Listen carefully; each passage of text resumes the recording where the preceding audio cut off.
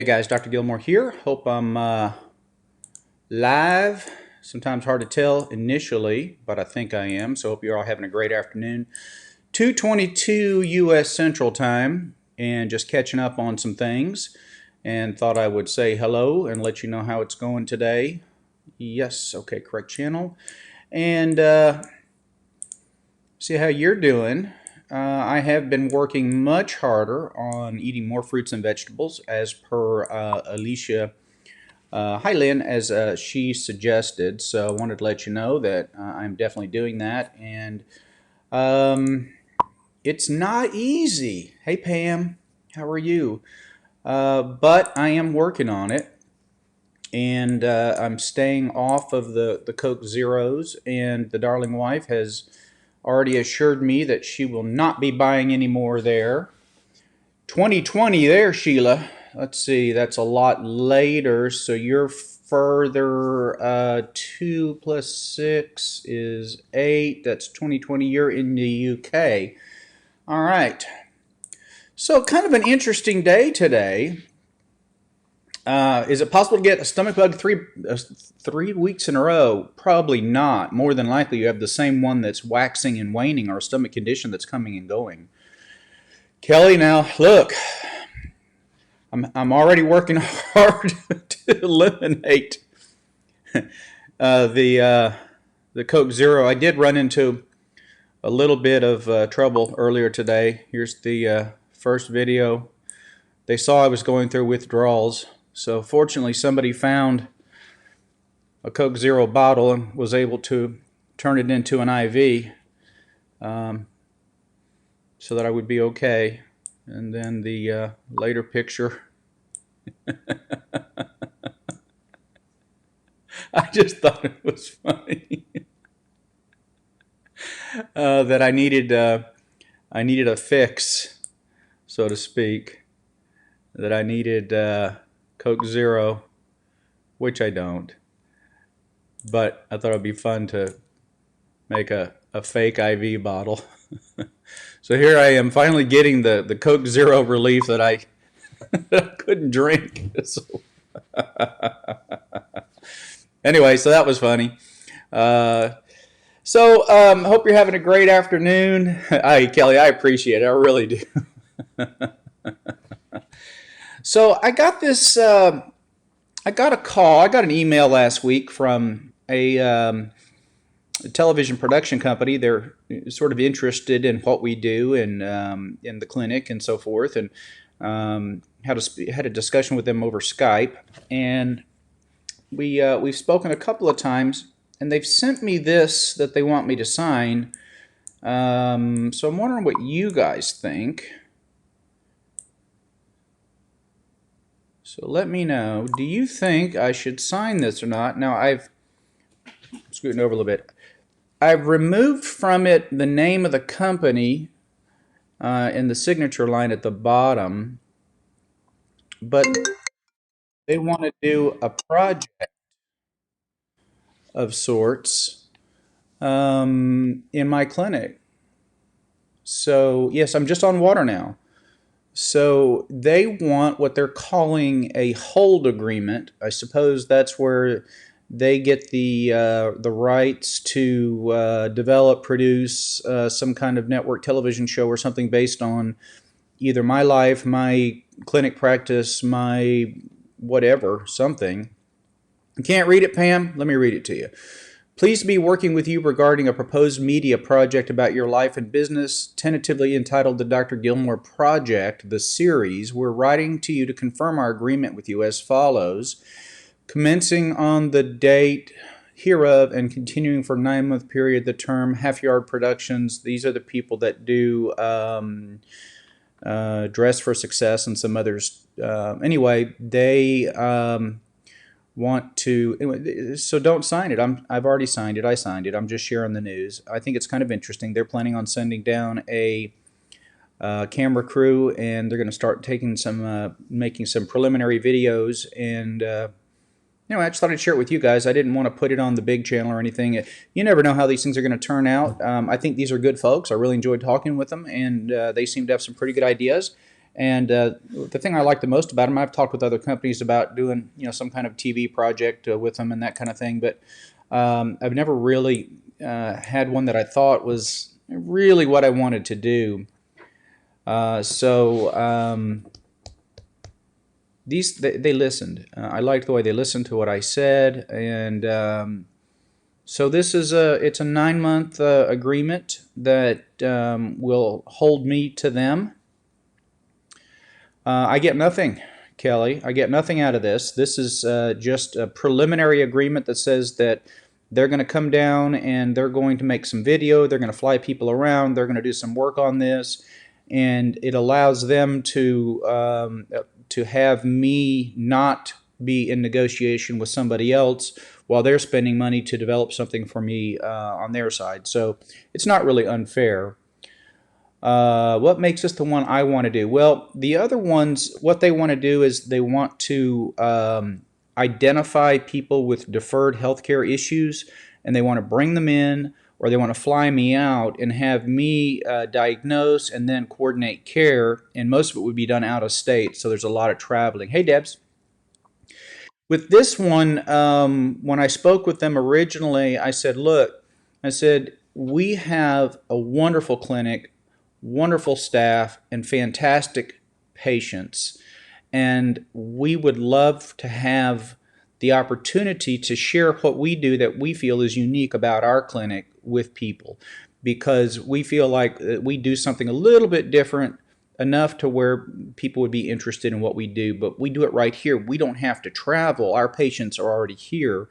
They're in the area. They come to us.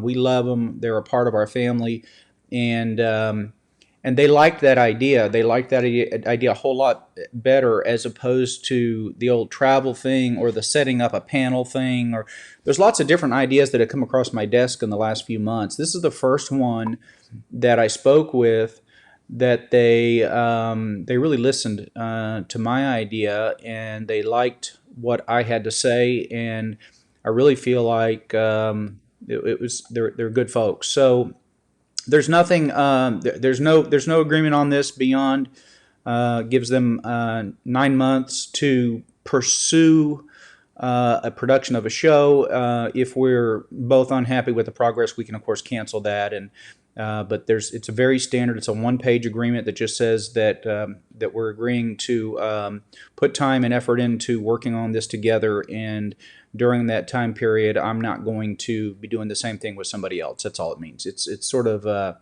hold agreement. It's nothing more than that. Certainly, if it was a large contract, that yes, I would get an entertainment attorney of some sort. But I'm interested in sharing the experience that we have in our clinic and the things that make us special. I'm interested in the lives and the stories of my patients who want to share their stories and what they've overcome or what they're dealing with with other people. Just very much the same way that we here have chatted amongst ourselves about. It's kind of a non-compete. Yeah, it's sort of a non-compete, Rob, and I think that's a good way to go about it. It doesn't obligate me to do anything. It only obligates me to not do something, to not do one thing, and that is to not work with somebody else without them agreeing that I'm going to do that. And I've looked at several of these different offers they've come across. In fact, there's one sitting in my inbox right now. You'd be surprised at the number, apparently, of television shows aren't like they used to be, right? It used to be just 3 big networks, maybe 4 if you were lucky, but now there are hundreds of these networks, and they see, once you get a YouTube channel that's up over around 500,000 or so, then they start talking to you. Do they want, is this something that would translate into a television production of some kind? Well, thank you, Lawrence and Claudia. I appreciate that. Sweet of you to say. But then you start getting these offers, and I've gotten them. And there's another one that I just received that I'm going to email them back and let them know that I'm actually working with somebody else. I held off on contacting them back, but so this is kind of what they sound like when they come in. Hello, Dr. Gilmore. We're nice to meet you. My name is blank. I'm executive here and we're a leading production company based in Los Angeles that produces and so on. working on a cable network, informative show based on medical issues, extractions, whatever. We're in search of blank, great personality, would like the opportunity to join a series, bounce back and forth between 4 to 5 other physicians in various locations. Anyway, and so this particular company is they've got one, two, three, four TV shows that they produce that are live going now that I recognize. I mean, these are not just small companies. They're actually big companies. They know what they're doing, but I don't think it's as I don't think it's as big a deal maybe as it used to be. I think it's an honor, of course, to be thought of in that way as maybe somebody that could pull off a show. I think for me, talking with them, and I had a really good 45-minute discussion with them this afternoon, and basically told them that I think that if they're willing to become involved, if the show would be about the patients and their struggles and how we as physicians can help, then I would be interested in doing that with them. If they're just looking to find one physician or find a doctor and build them up or something, that's not really what I'm interested in. I don't need that for my ego, so to speak. I'm satisfied with my life in so many ways. I'm so blessed. I have a wonderful wife, a wonderful daughter, a wonderful family, beautiful home. I have a great practice. I'm happy. I'm happy with what I do, and have you guys as friends. I mean, so that's not what it's about. I said, but if you'll make it about my clinic, if you'll make it about the staff and our interactions and how we deal with the stress on a day-to-day basis of sickness and illness, if you'll help me teach doctors how to love their patients, how to treat them like family. If you'll help me to show physicians that it's not just about money, that it's about caring. If you'll help me to change the expectations that people have and doctors have about what a physician-patient encounter in an exam room should be like, I said, then I'm all over that. Then I'll work with you. And they said, we really like that. That's what we want to do. We want you to bring the variety that you have in your clinic with your special way of doing things, and we want to make it into a show. But they've also got to be sure that they have enough of the stuff that other people want to see, like the procedures and things like that. So at this point, it's just let's meet each other. Let's get some cameras down. Let's get some video made. And let's see if we've got something here. And I said, if you'll bring a camera crew down, if you'll bring a couple of camera operators, and you'll stay with me for a week, I will give you enough footage that you can build a pilot show. That's what I told them. Now they really just want to come for a couple of days. I think it's expensive to send camera people and crew and so forth across the country. I get it. So I'm going to make sure that on those couple of days that we have a nice variety of different kinds of cases. I don't like to think of patients as cases, but cases anyway. Oh, Joe, hey, yeah, no, we're here. I'm here. We're talking. I'm thinking out loud about some news, and talking about my particular clinic environment and the possibility that it could become more than that. It could actually become a part of a television show. So there we are. That's it. So I've agreed to a 9-month period where I won't work with anybody else. I'll just work with this one company. If it doesn't work out, well, then we just all shake hands and say we tried, and that's great. Yeah, look, I mean, Leanne, terrific idea. Doctors, we should, yeah, you guys need to see it from our side too. And I think that I think we have a lot to offer. I think we have a lot to offer in terms of the variety of patients that we have, the care that we have for our patients, the relationships, and I can't stress enough the relationships we have. And I've done this before, and I've gone out and done house calls with patients, and when they found out that I would do a house call, they were like, we didn't even know that was even possible anymore. I'm like, sure, why not? I mean, I can drive out and check on a patient if I want to. I mean, there's nothing wrong with that. And I said, you wouldn't have a problem with bringing a battery pack camera with a battery pack and coming out and following up with a patient, would you? And she said, No, we think that's fantastic. So I really, yeah, Robin, a new baby of sorts, right? Yeah, that's kind of a neat way of thinking about it. So I'm very excited about it, and I just wanted to share it with you guys. You're kind of kind of like a little family to me, and I like to talk with you and share things. And this is I'd really tried to keep this low key for a while. It's been these things have been going on back and forth for the last few months, and I've had lots of conversations with different production companies, and never really it's just never really been what I wanted to do. But this is the first group that actually listened to me and said, "Yeah, we like your idea. We think that's got some real legs, and that could be something we could do." And so they showed. I made a Skype video for them on Friday, and they got it to their the owners, and the owners watched it and looked over some of our YouTube stuff, and really thought that we were a good match. And so anyway, so yes, the DW had fantastic success with her surgery this morning. She's sleeping right now. She did not have any pain until about an hour ago.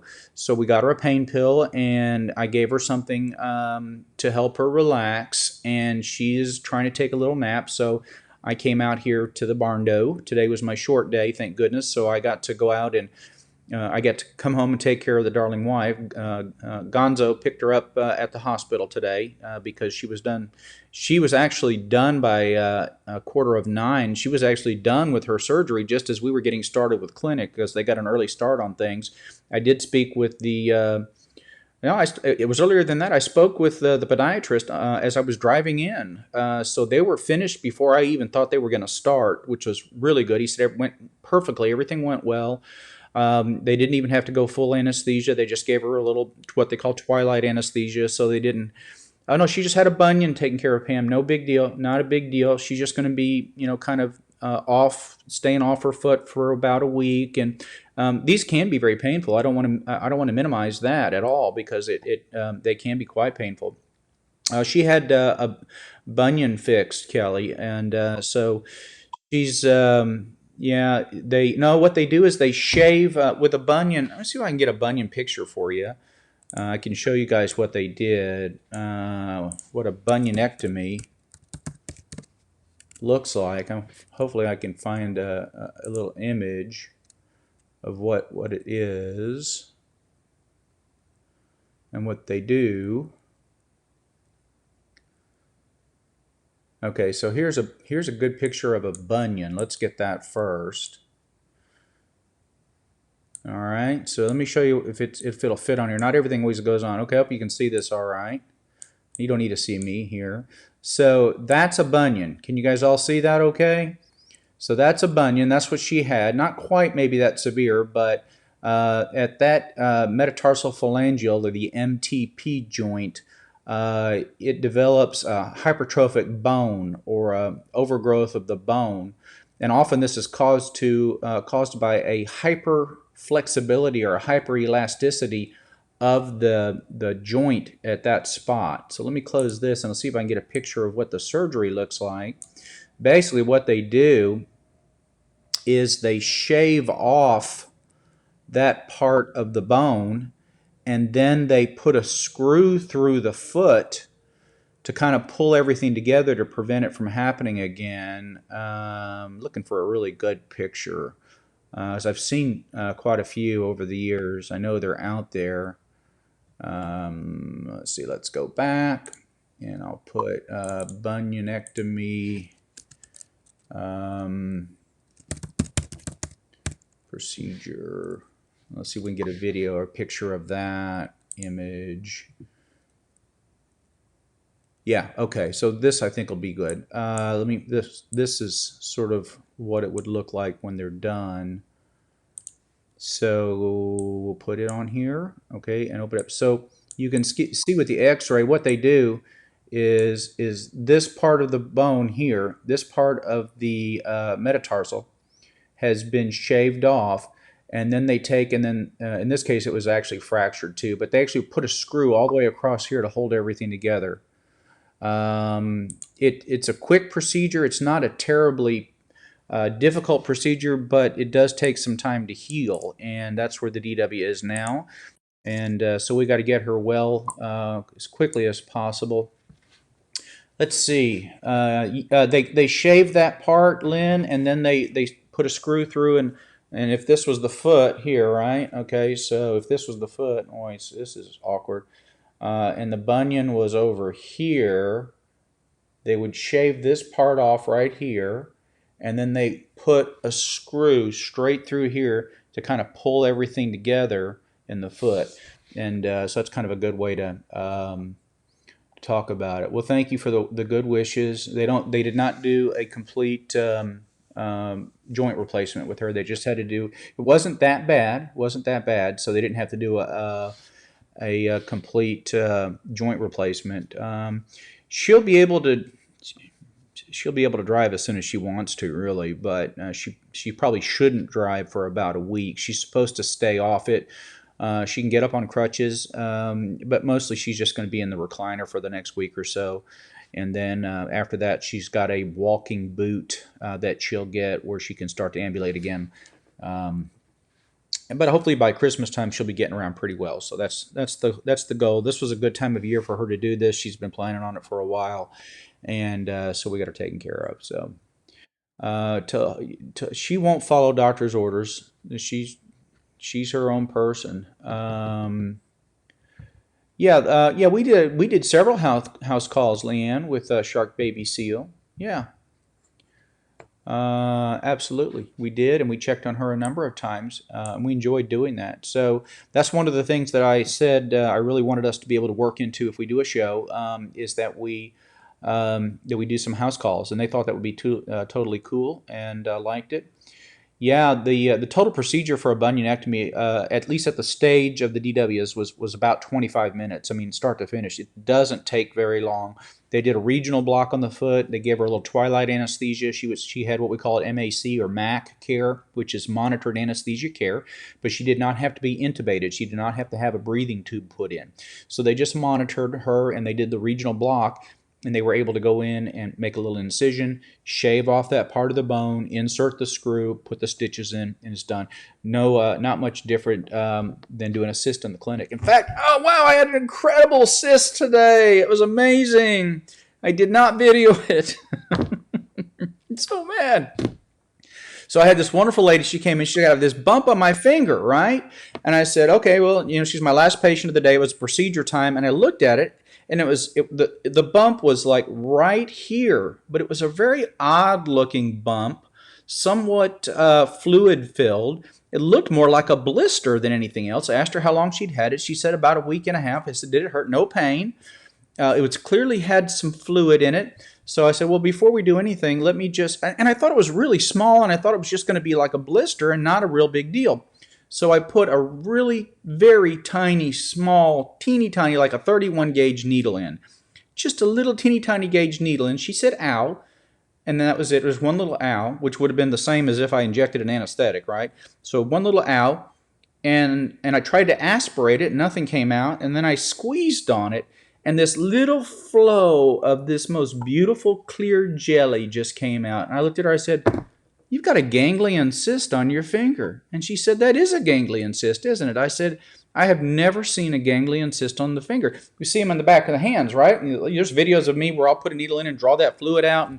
But this was a ganglion cyst right here, right near that joint. It's really amazing. She asked if it would come back, and I said it might. I said, if it does, we can aspirate it again. I said, if it comes back after that, then we'll need to send you over to a hand surgeon to have it removed. She said it didn't really bother me. I was just a little bit nervous because there it was. And so we aspirated it. Yeah, she was offered one of those leg scooters, and she said absolutely not, because those don't look stylish enough, okay? Those are not stylish enough for the DW. That is not going to work out. But anyway, so that was kind of cool, and it was all over. I said, wow, I wish I would have videoed this. This would have been outstanding, because it was so cool.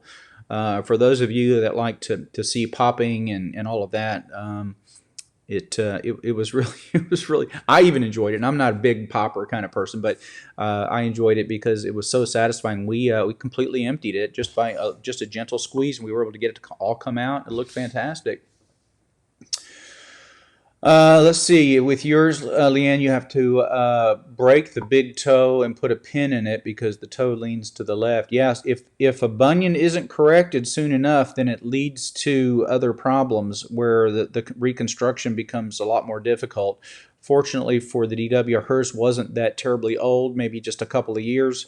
And it really been bothering her the last few months a lot, enough to where she thought maybe she ought to get it fixed. So not a long-term problem. When you have a bunion like that, that's a long-term problem. Then, yeah, it can take a little bit more of a procedure like breaking bones and moving things around to repair it. So. Well, I hope you guys are having fun. If those of you who didn't see my original IV Coke Zero pictures, I got to show it again because it was so much fun doing this. That just shows the desperation of a Coke Zero addict needing to get one more fix. And since I wasn't allowed to drink it, we had to set up an IV. There it is. There's the Coke Zero going right in. Not really. That's not really going in. We just made it look like it was, so don't worry. I don't want anybody to think that I really gave myself intravenous Coke Zero. As exciting as that may sound, didn't. And then we did this other picture here. There it is right there. And that's me with my eyes closed, kind of drifting off into the happiness of the Coke Zero effect. The part there where the IV is supposed to be going into the arm, the cap is not even, it's not even off. So there's no way this could be real. Oh, thank you, Sheila. I don't think I am any slimmer. I might look a little bit slimmer. No headache today. Lee's laughing at the picture. That's cool. Yeah, that would definitely cause phlebitis, Robin. No doubt about it. I don't think there's anything sterile enough about a Coke Zero product. I'm not nothing against Coke Zero, but you definitely wouldn't want it intravenously. Now, beer would be different. Definitely whiskey. Those would be all right, but not Coke Zero. Let's see, little leg scooters. You bend your knee. Yeah, I've seen those. She didn't want one. She was offered one, but she said no. I actually said that's what you need. You just need one of those. So you just kind of scoot along and just push yourself with the other foot, and you've got a couple little hand brakes, and you're zooming down the wherever you're going. And she said no, she didn't want one. But anyway, so it's she wants to just use the crutch as she can. I just hope that she doesn't try to get back on her feet too soon. I don't mind if she uses the crutches as long as she stays off the affected foot. In fact, it's been about 30 minutes. I put an ice pack on it, so I need to go and check on her and take that ice pack off now. Hopefully she's drifted off to sleep anyway, and the pain pill's working more, but she was hurting. So I'm going to say goodbye so I can go check on the DW. And hoping you guys are having a wonderful afternoon. And I just wanted to share the news with you that I am now under contract, so to speak, for possibly producing a television show. If it never advances beyond this, I still will feel gratified to have been thought of in that way. Okay, so just got to share my joy a little bit and with you guys, and hope you have a great day. So. We'll be back. Unless I have something else interesting to say later, it'll probably be tomorrow. Tomorrow's a long day. So thank you, Joe. I appreciate that. Bye for now, guys.